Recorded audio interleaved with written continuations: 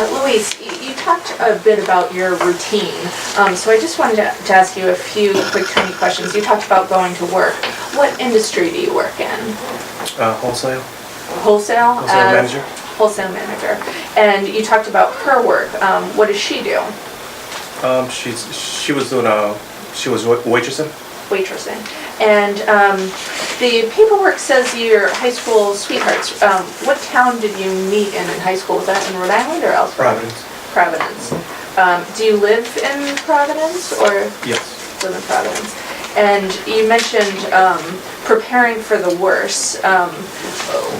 What are you preparing for? Do you know what you would do if she was deported or removed?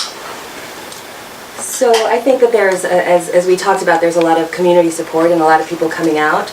There's obviously the technical stuff, which is he needs a passport in case he has to travel to Guatemala. Obviously, he's a U.S. citizen.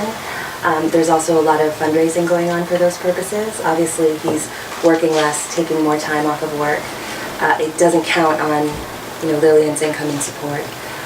So most undocumented immigrants in this country, given this political climate, have two plans. One is if they can stay, and two, they're saving and they're putting stuff in place in case they get deported, especially because of the arbitrary nature that we're seeing deportations in. Okay, so that's what you're trying to do. You're saving up, trying to get a passport. Mr. Calderon, are you optimistic or pessimistic that this will be decided in Lilian's favor? No, I'm optimistic.